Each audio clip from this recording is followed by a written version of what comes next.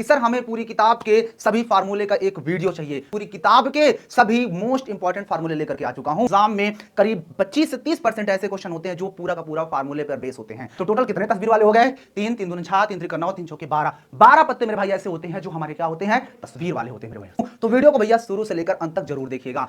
Hello, मैं सारमीज, मैं नितेश निराला आप सभी का स्वागत करता हूं इस स्टेट के number 1 educational platform UP board high school Vidyakul पे।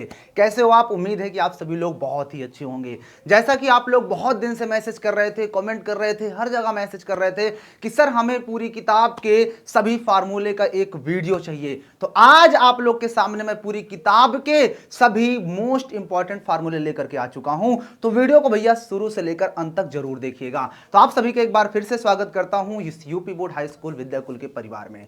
तो दोस्तों, आज मैं आप लोग के सामने बढ़ता हूं अगली स्लाइड पर और आपको बताता हूं, कहते हैं ना कि दोस्त मायूस मत होना जिंदगी से, किसी भी वक्त तेरा नाम बन सकता है, और अगर दिल में आग है और हौसले हो बुलंद तो अखबार बेचने वाला भी कलाम बन सकता है।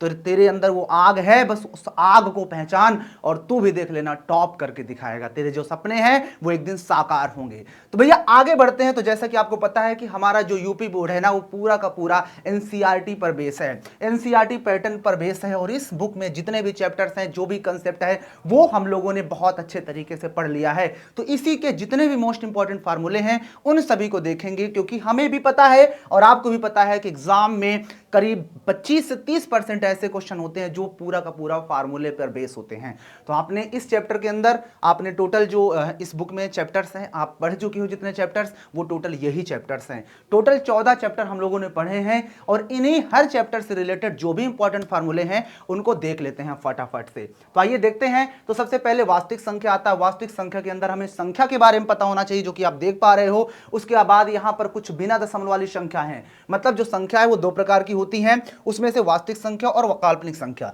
वास्तविक संख्या के दो पार्ट हो जाते हैं, दशमलव वाली और बिना दशमलव वाली। दशमलव वाली आप देख पा रहे हो और बिना दशमलव वाली संख्या यहां पर देख पा रहे हो। यही टोटल संख्याएं होती है। इससे रिलेटेड भैया एग्जाम में क्वेश्चन बन जाता है, डायरेक्ट पूछ लेता है कि बताओ दो कैसी संख्या है। यहां पर आप देख सकते हो दो संख्याओं का मासा और लासा से रिलेटेड भी भैया क्वेश्चन बनता है। और यहां पर आप देख सकते हो कि आपके सामने प्रॉपर तरीके से फार्मूला लिख दिया गया है। इस फार्मूले को आप लोग ध्यान से देखो।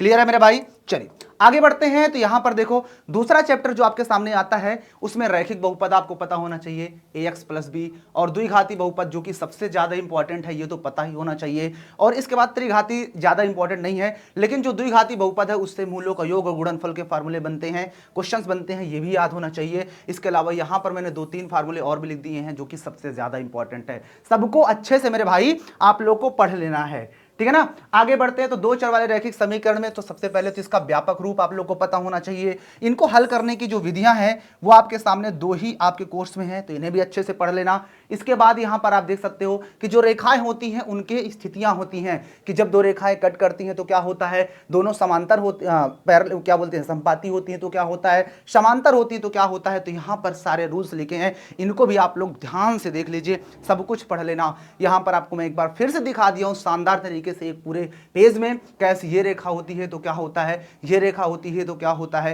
ये रेखा होती है तो क्या होता है, कितने हाल होते हैं, सब कुछ लिख दिया हूं मेरे भाई, अच्छे से पढ़ लेना इसको। इसके बाद हमारे पास द्विघात समीकरण चैप्टर आता है, जिसके अंदर सबसे पहले तो उसका व्यापक रूप आपको पता होना चाहिए। हल करने की विधियां भी इसके अंदर दो विधियां होती हैं, पहले तो और भी रहा करती थी, बस अब दो ही बची हैं। यहां पर श्रीधराचार्य का सूत्र जो है वो भी आपको पता होना चाहिए, जो कि आपको यहां पर देखने को मिल पा रहा है। ये इसको भी आप लोग याद कर लेना मेरे भाई। इसके बाद यहां पर विविधकर का भी फार्मूला आपको पता होना चाहिए, जो कि क्या होता है मेरे भाई, विविधकर का क्या होता है भैया, d = b² - 4ac। इसे भी अच्छे से पढ़ लेना। इसके बाद जो मूलों की प्रकृतियां होती हैं वो तीन प्रकार की प्रकृतियां होती हैं। तो तीनों प्रकृतियां आपको यहां पर मैंने लिख के दिखा दिया है कि अगर d की वैल्यू 0 से बड़ी होती है तो क्या होता है, t की वैल्यू 0 के बराबर होती है तो क्या होता है, d की वैल्यू <0 होती है तो क्या होता है, और ये फार्मूला बता ही चुका हूं, ठीक है ना। तो कुल मिला के बहुत ही ज्यादा इंपॉर्टेंट है ये सारे फार्मूले। तो अगर आपको ये वीडियो समझ में आ रही है, मजा आ रहा है, तो लाइक भी करते जाना, ठीक है ना, और चैनल पे नए हो तो सब्सक्राइब भी करते रहना। आगे बढ़ते हैं। तो भैया समांतर श्रेणियां, जिसके अंदर आपको व्यापक रूप पता होना चाहिए। इसमें आपको प्रथम पद और सार्वंतर ए और डी पता होना चाहिए। और आपको यहां पर भैया इसके एपी का जो n वां पद का फार्मूला होता है वो भी बहुत ज्यादा इंपॉर्टेंट है। डायरेक्ट क्वेश्चन पूछ लेता है कि 20वां पद बताओ, 30वां पद बताओ। इसके बाद यहां पर आपके सामने n पदों के योगफल के टोटल 3 फार्मूले हैं। इन तीनों फार्मूले को मेरे भाई अच्छे से पढ़ लेना, ठीक है ना। ये तीनों फार्मूले आपको पढ़ना पड़ेगा, ठीक है ना, ये सारे फार्मूले, दैट इज मोस्ट इंपॉर्टेंट, ठीक है। इसके अलावा ये दो फार्मूले, ठीक है ना। चलो आगे बढ़ते हैं। तो यहां पर थेल्स प्रमेय त्रिभुज चैप्टर के अंदर की सबसे ज्यादा इंपॉर्टेंट थेल्स प्रमेय है, और थेल्स विलोम प्रमेय भी पढ़ लेना। और यहां पर सारी चीजें लिखी हैं कि यदि किसी त्रिभुज में कोई एक रेखा के समांतर कोई रेखा खींचते हैं जो दो भुजाओं को काटती है, तो वो दोनों भुजाएं समान अनुपात में कटती हैं, ये आपकी थेल्स प्रमेय कहती है।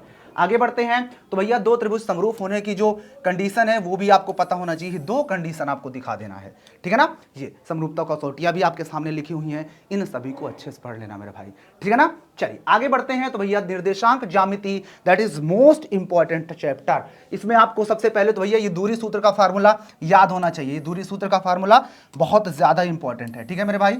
दूरी सूत्र का, जब मूल बिंदु से हमारे पास कोई दूरी निकालना होता है तो उसका भी फार्मूला हमें पता होना चाहिए, ये, ठीक है मेरे भाई। विभाजन सूत्र का भाई साहब सबसे ज्यादा इंपॉर्टेंट होता है, सबसे ज्यादा इंपॉर्टेंट होता है ये विभाजन सूत्र का फार्मूला, ठीक है। और यहां पर आपका भैया जब मध्य बिंदु के लिए होता है तो मध्य बिंदु का भी फार्मूला बहुत ज्यादा इंपॉर्टेंट है, ठीक है ना। नोट करते रहो मेरे भाई, ये त्रिकोणमिति से रिलेटेड ये सारी चीजें इंपॉर्टेंट है। टेन थीटा क्या होता है, साइन थीटा क्या होता है, cos theta, tan cot theta बराबर क्या होता है, लाल बटे का सबसे ज्यादा इंपॉर्टेंट है। और यहाँ पर साइन और कॉस एक दूसरे के उल्टा होते हैं, कॉस और सेक एक दूसरे को उल्टा होते हैं, कॉट और टेन भी एक दूसरे को उल्टा होते हैं। ये सारे रूल पता नहीं कौन सा फार्मूला कहां पर लग जाएगा मेरे भाई, इसलिए इसे आपको अच्छे से पढ़ना ही पड़ेगा। और यहां पर आपके सामने दो तीन सर्वसंख्या हैं, इन्हें भी पढ़ लेना। इससे रिलेटेड जो और भी निकलते, जैसे हमें कॉस स्क्वायर बताना है तो 1 माइनस साइन स्क्वायर थीटा, इसको भी याद कर लेना, अच्छे से पढ़ लेना मेरे भाई, ठीक है। चलिए आगे बढ़ते हैं। तो मेरे भाई यहां पर त्रिकोणमिति की टेबल सबसे ज्यादा इंपॉर्टेंट है मेरे भाई। इस टेबल को मैं कितने बार नहीं याद कराया हूं, 0 1/2 1/√2, 0 1/2 1/√2, √3/2 1, √3/2 1, √3/2 1, 0 1/2 1/√2, 0 1/2 1/√2, √3/2 1, √3/2 1। बस एक लाइन आप ऐसे याद कर लो, उसके बाद सारे क्वेश्चन का जितने भी सारणी है वो याद कर लोगे, बना लोगे। बस आपको इसके लिए ये फिर से मैं कह रहा हूं कि ये फार्मूला बहुत ज्यादा इंपॉर्टेंट है। और हाँ, 0/1 होता है तो हमेशा उसकी वैल्यू 0 होती है, लेकिन अगर 1/0 कोई भी संख्या आ जाती है अपान में, ऊपर हमारे पास अगर 1 है, कोई भी ऊपर कोई भी संख्या, नीचे 0 होता है तो अपरिभाषित होता है, और अगर ऊपर 0 है नीचे कोई संख्या है तो उसकी वैल्यू 0 होती है। तो ये बहुत ज्यादा इंपॉर्टेंट है दोनों के दोनों, ओके। चलिए आगे बढ़ते हैं। तो यहां पर त्रिकोणमिति के अंदर आपको अवनमन और उन्नयन भी पता होना चाहिए। अवनमन और उन्नयन, उन्नयन का मतलब जब हम ऊपर देखते हैं, अगर हम यहां से ऊपर देखें ऐसे तो उन्नयन बनता है, जब ऊपर से नीचे देखते हैं तो अवनमन बनता है मेरे भाई, ठीक है ना। और अवनमन और उन्नयन हमेशा आपस में बराबर भी होते हैं मेरे भाई, इसको नोट कर लो, इसको आप लोग नोट कर लीजिए मेरे बाबा। अगला देखो, वृत्त के अंदर स्पर्श रेखा, अगर वृत्त पर कोई बिंदु है तो उससे हम एक स्पर्श रेखा खींच सकते हैं। वृत्त के बाहर कोई बिंदु है तो उससे दो स्पर्श रेखा, अगर वृत्त के अंदर है तो हम एक भी स्पर्श रेखा नहीं खींच सकते, वो एक छेदक रेखा का काम कर जाती है। इसके अलावा इस चैप्टर में 2-3 प्रमेय है, उसको भी पढ़ लेना मेरे भाई, ठीक है। वृत्तों से संबंधित क्षेत्रफल के अंदर सबसे पहले तो आपको त्रिज्यखंड का क्षेत्रफल क्या होता है, θ/360 πr²। और भैया चाप की लंबाई का फार्मूला क्या होता है, यह भी याद होना चाहिए, θ/360 × 2πr।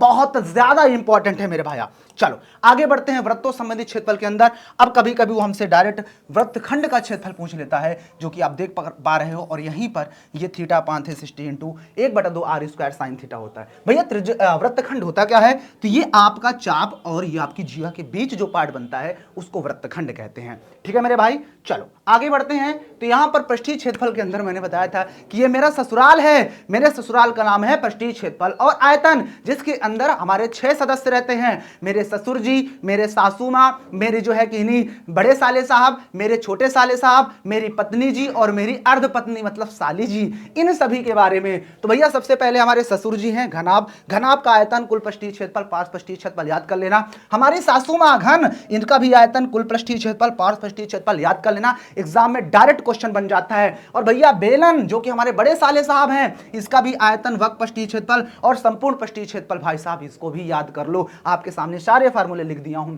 इसके बाद हमारे छोटे साले साहब शंकु, आयतन क्या होता है 1/3 πr²h, वक्र पृष्ठीय क्षेत्रफल πrl, संपूर्ण पृष्ठीय क्षेत्रफल πr ब्रैकेट में l+r, इसको भी याद कर लेना भैया, l = √h² + r², इसको भी जरूर से जरूर याद कर लेना, बहुत इंपॉर्टेंट फार्मूला है। इसके बाद यहां पर भैया गोला, हमारी पत्नी जी, इनके भी दो फार्मूले हैं, आयतन और कुल पृष्ठीय क्षेत्रफल, याद कर लेना। और भैया साली साहिब है आयतन, वक्र पृष्ठीय क्षेत्रफल और संपूर्ण पृष्ठीय क्षेत्रफल, इसको भी याद कर लेना। पता नहीं एग्जाम में कहां से क्वेश्चन बन जाए, टोटल 6 हैं, ये हमारा ससुराल है। ठीक है मेरे भाई, चलो आगे बढ़ते हैं। तो भैया अब सांख्यिकी बहुत ज्यादा इंपॉर्टेंट है भाई साहब, ये चैप्टर। इसके अंदर आप देखते हो तो सबसे पहले माध्य निकालने का ये हमारे पास अवर्गीकृत तरीका होता है, लेकिन जब वर्गीकृत हो जाता है तो माध्य निकालने के हमारे पास 1, 2 और 3 मेथड हो जाते हैं। तो तीनों के याद रखने फार्मूला, यह हमारा प्रत्यक्ष विधि का हो गया, यह हमारा भैया कल्पित माध्य का फार्मूला हो गया, इन सभी को याद कर लो, ठीक है ना। और इसके अलावा यहाँ पर डी क्या है, ए क्या है, सब कुछ लिख दिया हूं। पग विचलन विधि भाई साहब, ओ माय गॉड भाई साहब, ये आपका पग विचलन विधि सबसे ज्यादा इंपॉर्टेंट है। तो आप एग्जाम में माध्य निकालने के लिए कोई भी विधि लगा सकते हो। अगर लिख दिया है कि फलाना विधि से करो तो आपको उसी से करना होगा, वरना आप स्वतंत्र हो, किसी विधि से कर सकते हो। ठीक है, चलिए आगे बढ़ते हैं। तो यहां पर माध्यिका को देख सकते हो, ये हमारी अवर्गीकृत के लिए होती है और ये वर्गीकृत के लिए फार्मूला होता है। तो ये फार्मूला भी आप लोग देख लेना, पढ़ लेना मेरा भाई। ठीक है, सब कुछ लिखा है, देख लो क्या कैसे है। ठीक है, आगे बढ़ते हैं। तो सर्वाधिक बार पूछा जाने वाला जो प्रेक्षण होता है, बहुलक होता है, ये हमारा हो गया अवर्गीकृत के लिए। लेकिन वर्गीकृत के लिए मेरे भाई ये फार्मूला आपके सामने लिख दिया हूं, इसको भी याद कर लेना। ओके, चलो अब इसके बाद प्रायिकता के अंदर आप देख सकते हो, सबसे पहले तो आपको ये प्रायिकता का जो है क्या होना चाहिए, प्रायिकता का मेरे भाई सबसे पहले तो आपको ये फार्मूला पता होना चाहिए। इसके बाद जब कोई 100% कोई चीज असत्य होती है तो उसकी प्रायिकता 0, अगर कोई चीज 100% सत्य है तो उसकी प्रायिकता 1, यानी कि कुल मिला के प्रायिकता 0 से बड़ी या उसके बराबर या 1 से छोटी या उसके बराबर होती है, कभी 1 से ज्यादा नहीं होगी। ठीक है ना। प्रायिकता कभी भी मेरे भाई ऋणात्मक भी नहीं होती, इसको भी नोट कर लेना, प्रायिकता कभी ऋणात्मक नहीं होती। भैया ताश के बारे में बताया था कि ताश के टोटल जो पत्ते होते हैं वो 52 पत्ते होते हैं। इन 52 पत्तों में 2 तरह के पत्ते हो जाते हैं, लाल काले। लाल में 2 तरह के पत्ते, पान के पत्ते और ईंट के पत्ते, 13-13। यहाँ काले में भी हुकुम के और छिड़ी के पत्ते हो जाते हैं 13-13 मेरे भाई। इससे भी क्वेश्चन बनते हैं। 13 पत्ते कौन कौन से होते हैं, एस का कार्ड यानी इक्का, फिर 2 से लेकर 10 तक के अंक वाले पत्ते, फिर गुलाम का, बेगम का और किंग का, ये तीनों तस्वीर वाले पत्ते होते हैं। तो टोटल कितने तस्वीर वाले हो गए, 3, 3 दूनी 6, 3 त्रिक 9, 3 चौके 12। 12 पत्ते मेरे भाई ऐसे होते हैं जो हमारे क्या होते हैं, तस्वीर वाले होते हैं मेरे भाई साहब। बहुत ज्यादा इंपॉर्टेंट चीज मेरे भाई बता दिया हूं। तो आपको कैसी लगी ये क्लास, आप लोग मुझे कमेंट करके जरूर बताइएगा। तो thank you so much all of you कि आप लोगों ने इस वीडियो को शुरू से लेकर एंड तक देखा, और मुझे उम्मीद है कि बहुत ज्यादा हेल्प मिलेगी आपको एग्जाम के लिए। तो ये सारे फार्मूले रट डालो अच्छे से, कोई भी दिक्कत है तो कमेंट कर देना। कैसी लगी वीडियो वो भी बता देना। अगली वीडियो किस पर चाहिए आप लोग भी टॉपिक बता सकते हो। बाकी मैं मिलूंगा। और हाँ, चैनल को सब्सक्राइब नहीं किए तो हमारे इस UP board high school Vidyakul YouTube channel को अभी के अभी सब्सक्राइब कर दो। बाकी मैं मिलूंगा फिर आपसे नई वीडियो में, नए अंदाज में, नए टॉपिक के साथ। तब तक के लिए सभी को लव यू एंड जय हिंद।